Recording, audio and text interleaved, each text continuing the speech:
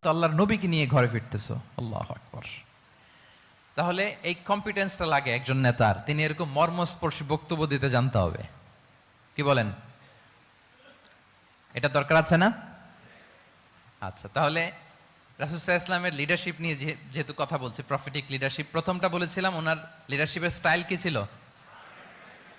এই তো মুখস্থ হয়ে গেছে, মাশাআল্লাহ। আবার লেটস মেক এ নয়েজ, প্রথমটা কি ছিল? Servant leadership. 2 নম্বরে এলোকুয়েন্স, বাগ্মিতা, বক্তব্যের পারঙ্গমতা চাই একজন নেতার মধ্যে, যেটা আল্লাহ রাসূল সাল্লাল্লাহু আলাইহি ওয়াসাল্লামের ছিল। এবং সেখান থেকে আমাদের শেখার আছে, নেয়ার আছে, কিভাবে তিনি বক্তব্য করতেন, কিভাবে জটিল কথাকে সহজ করে উপস্থাপন করতেন, কিভাবে এত চমৎকার করে তিনি ক্রাউড হ্যান্ডেল করতেন। দুটো গেল। 3 নাম্বার হচ্ছে আল্লাহ রাসূল সাল্লাল্লাহু আলাইহি ওয়া আলিহি ওয়াসাল্লামের নেতৃত্বের গুণাবলীগুলো যদি আমরা লিস্ট ডাউন করি, 3 নাম্বার হচ্ছে কম্পেশন। কম্পেশন, a leader should be compassionate. 3 number হচ্ছে কম্পেশন, মানে সফট হার্টেড, দয়াদ্র হৃদয় হতে হবে। আপনি মানুষের দুঃখ যদি আপনাকে কাঁদায় তবেই আপনি নেতা। কি বলেন? মানুষের দুঃখ দেখে, কষ্ট দেখে যদি আপনার মধ্যে কান্না আসে বুক ফেটে, তবেই আপনি নেতা। তাহলে দয়াদ্র হতে হয় নেতাকে, তাকে দয়ালু হতে হয়, কম্পেশনেট হতে হয়, দয়াদ্র হৃদয়ের হতে হয়। আমরা আল্লাহ রাসূল সাল্লাল্লাহু আলাইহি ওয়াসাল্লামের দিকে যদি তাকাই, ওনার তো একটা উপাধি হচ্ছে রাহমাতাল লিল আলামিন। আল্লাহ রাসূল সাল্লাল্লাহু আলাইহি ওয়াসাল্লামের উপাধি কি? ওমা আরসালনাকা ইল্লা রাহমাতাল লিল আলামিন, we have not sent you but as mercy for all the worlds. নবী হে, আপনাকে সবার জন্য আমি মার্সি করে পাঠিয়েছি, রাহমা করে পাঠিয়েছি। আপনি সবার জন্য রহমত, মানুষের জন্য, ম্যানকাইন্ড, জিনকাইন্ড, অ্যানিমালস, সবার জন্য আপনি রাহমা, মার্সি। তাহলে একজন মানুষ যখন নেতা হয়ে উঠতে চাইবে, নেতৃত্বের অন্যতম একটা লিডারশিপ ট্রেইট হচ্ছে কম্পেশন। অন্যের ব্যথায়, অন্যের দুঃখে তার কান্না আসতে হবে, সফট হার্টেড হইতে হবে তাকে, মাঝে মাঝে দয়াদ্র হৃদয়ের হতে হবে, তবেই সে নেতা।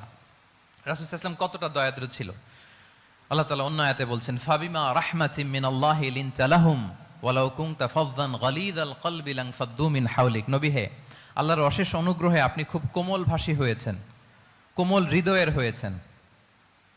লিনতা লাহুম, সবার জন্য আপনি সফট হার্টেড হয়েছেন আল্লাহর অনুগ্রহে। যদি আপনি সফট হার্টেড না হয়ে আপনি যদি কঠোর হৃদয়ের অধিকারী হতেন, তাহলে এখন লোকেরা যেমনি আপনাকে ঘিরে রাখে, আপনার চারিপাশে সবাই ঘিরে রাখতো না। আল্লাহু আকবার। সাহাবারা সব সময় রাসূল সাল্লাল্লাহু আলাইহি ওয়াসাল্লামের সঙ্গ পেতে চাইতো, অ্যাকম্পানি চাইতো, ঘিরে রাখতো। এমনকি অনেক সাহাবীর ঘরে ভালো না লাগলে রাসূল সাল্লাল্লাহু আলাইহি ওয়াসাল্লামের কাছে চলে আসতো।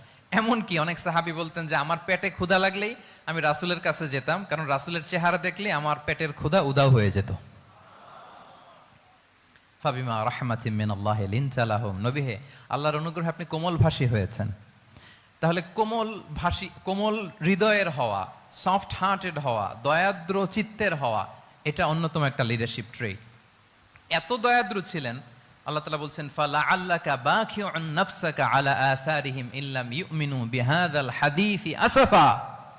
রাসূল সাল্লাল্লাহু আলাইহি ওয়াসাল্লাম বারবার মক্কার কুরাইশদের কাছে যেত, বারবার কাফিরদের কাছে যেত, যেন তারা ঈমান আনে, যেন তারা খারাপ রাস্তা ছেড়ে দিয়ে ভালো রাস্তায় আসে। বারবার চিন্তা করতো যে ইস, কেন তারা লা ইলাহা পড়ে না, কেন তারা সত্যের পথে ফিরে আসে না। হায় রে, একটুর জন্য তো তারা, সামান্য আমার কথাটা শুনলেই তো বেঁচে যেত, ইস একটু আমার কথা মানলেই তো জাহান্নাম থেকে বেঁচে যেত। এরকম অস্থির হয়ে তাদের পেছনে ছুটতেন। আল্লাহ তাআলা বলেছেন, নবী হে, আপনি ওদের পেছনে ছুটতে ছুটতে আপনি তো নিজেকেই শেষ করে দিবেন। বাখিউন নাফসাক, আপনি তো নিজের দিকে খেয়াল করছেন না, নিজের শরীরের দিকে খেয়াল করছেন না, নিজের স্বাস্থ্যের দিকে, সময়ের দিকে, আপনি পাগল পাড়া হয়ে তাদেরকে বাঁচানোর জন্য ছুটছেন। তাহলে কতটা দয়াদ্র, কোমল হৃদয়ের অধিকারী হলে যে কাফেররা রাসূল সাল্লাল্লাহু আলাইহি ওয়াসাল্লামকে ফিজিক্যালি, মেন্টালি এমন কোনো টর্চার নেই, করে নাই, তাদের পিছনে পিছনে ছুটতেন তিনি। হায় রে, একটু যদি ইমানের রাস্তায় আনা যায়, কোনোভাবে যদি তাদেরকে বুঝিয়ে কনভিন্স করা যায়। তাহলে কম্প্যাশনেট, দয়ালু হওয়া, এটা নেতৃত্বের অন্যতম একটা গুণ। আপনার হৃদয়ে দয়া থাকতে হবে, মায়া থাকতে হবে সবার জন্য, কারণ নেতা তিনি তো সবার। লেটস সে বাংলাদেশের যিনি প্রধানমন্ত্রী হবেন, আরো রেলেভেন্ট হয়ে যাচ্ছে এখন কথা, সামনে তো নির্বাচন আসতেছে, সো কেউ না কেউ তো প্রধানমন্ত্রী হবে। তো উনি যখন প্রধানমন্ত্রী হবে ধরেন, তো উনি কি শুধু ওনার দলের প্রধানমন্ত্রী হবেন? তাহলে উনি 18 কোটি মানুষের প্রধানমন্ত্রী হবেন, ঠিক কিনা বলেন? তাহলে সবার জন্য ওনার হৃদয়ে দয়া ভালোবাসা এটা থাকার দরকার আছে না নাই? তিনি সবার প্রতি কোমল হৃদয়ের হইতে হবে, দয়াদ্র হইতে হবে। প্রধানমন্ত্রী উনি শুধু নিজ দলের প্রধানমন্ত্রী নন, 18 কোটি মানুষের প্রধানমন্ত্রী। তাহলে সফট হার্টেড হইতে হবে। রাসূল সাল্লাল্লাহু আলাইহি ওয়াসাল্লামের মধ্যে এটা ছিল। সবসময় তিনি মাজলুমদের পাশে থাকতেন। আপনারা হিলফুল ফুজুলের কথা জানেন। ওনার বয়স যখন 35, ইয়ামানের এক ব্যবসায়ী আসছিল মক্কায় ব্যবসা করতে। পণ্য বিক্রির পরে আস ইবনে ওয়াইল নামে এক দুষ্ট জালেম, সে পণ্য নিয়ে বলে, আমরা এই এলাকার লোক, আমরা দাম দিব না, কি করতে পারো করো। এই লোক কান্না জুড়ে দিল। তার কান্না দেখে রাসূল সাল্লাল্লাহু আলাইহি ওয়াসাল্লামের হৃদয়ে দয়া হলো। তিনি ওনার চাচা জুবাইর ইবনে আব্দুল মুত্তালিব সহ ওনার মতো যারা ইয়াং স্টার আছে সবাইকে নিয়ে একটা সংঘ করলেন। এটাই তো হালাফুল ফুদুল, মূলত নাম হচ্ছে হালাফুল মুত্তাইয়িবিন। জাহিলি যুগে ওনাদের প্রথা ছিল, কোনো একটা ভালো কাজে কেউ যখন এক হতো, রং ভর্তি বালতির ভেতরে হাত ঢুকিয়ে তারা পাথরের মধ্যে ওই হাতের ছাপ দিত, সবাই ওইখানে ছাপ দিত। ফলে কাইন্ড অফ কভেনেন্ট, এটা একটা চুক্তির মতো, যে আমরা চুক্তিবদ্ধ হলাম, এগ্রিমেন্ট করলাম যে আমরা সবাই এক। তো রাসূল সাল্লাল্লাহু আলাইহি ওয়াসাল্লাম ওনার মতো ইয়াংস্টারদেরকে নিয়ে এই হালাফুল মুত্তাইয়িবিন বা হালাফুল ফুদুল করেছেন। এবং এটার মূল কথা ছিল, মূল স্লোগান ছিল, নাহনু মাআল মাজলুম দিদ্দা যালিম, আমরা সবসময় মাজলুমের পক্ষে থাকবো, জালিমের বিপক্ষে। এটা ছিল হিলফুল ফুজুলের কি মূল শিক্ষা। এভাবে সব সময় তিনি মাজলুমদের সাথে ছিলেন। শ্রমিক সাহাবীদেরকে বড্ড ভালোবাসতেন, শ্রমজীবীদেরকে বড্ড ভালোবাসতেন। এমনকি বিদায় হজের মতো এরকম গুরুত্বপূর্ণ ভাষণও শ্রমজীবীদের কথা বাদ যায়নি, গরিবদের কথা বাদ যায়নি। আরিকাআকুম আতঈমুহুম মিম্মা তাআকুলুন ওয়ালবাসুহুম মিম্মা তালবাসুন।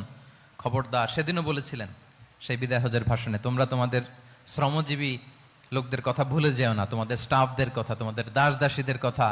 তোমরা যা খাবে সেখান থেকে তাদেরও খাওয়াবে, তোমরা যে পোশাক পরবে সেখান থেকে তাদেরও পোশাকের ব্যবস্থা করবে। আল্লাহু আকবার। তাহলে রাহমাতাল লিল আলামিন, তিনি ছিলেন কম্পেশনেট, দয়ালু হৃদয়ের অধিকারী। তাহলে নেতা হইতে হলে তার হৃদয়ে কি থাকা লাগবে? দয়া। তাহলে 3 নম্বর পয়েন্টটা কি? হ্যাঁ কি সবাই বলি 3 নম্বর পয়েন্টটা কি? কম্পেশন, অনুগ্রহ বা দয়া। এটা একজন নেতার হৃদয়ে থাকা চাই। 4 নম্বরে হচ্ছে ইন্টেগ্রিটি। ইন্টেগ্রিটি মানে সততা, নৈতিকতা থাকতে হবে। এটা অন্যতম একটা লিডারশিপ ট্রেট। এটার বড় ক্রাইসিস এখন ইন্টিগ্রিটির। রাসূল সাল্লাল্লাহু আলাইহি ওয়াসাল্লামের লিডারশিপটা ছিল এথিক্যাল লিডারশিপ, কিন্তু এইটার অনেক বড় ক্রাইসিস আমাদের সমাজে, আমাদের নেতৃত্বের মাঝে। কি বলেন?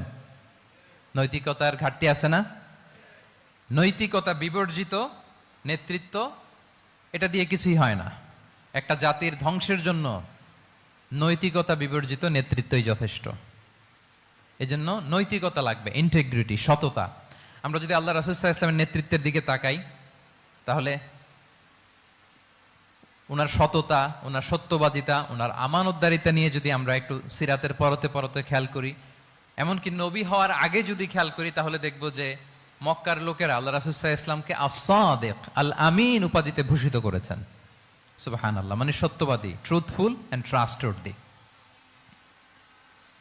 স্বয়ং মক্কার লোকেরা, মক্কার মুশরিকরা রাসূল সাল্লাল্লাহু আলাইহি ওয়াসাল্লামকে উপাধি দিয়েছিলেন আল আমিন। কি উপাধি দিয়েছিলেন? আল আমিন। তার মানে কখনো মিথ্যা বলেননি, কখনো আমানতের খেয়ানত করেননি।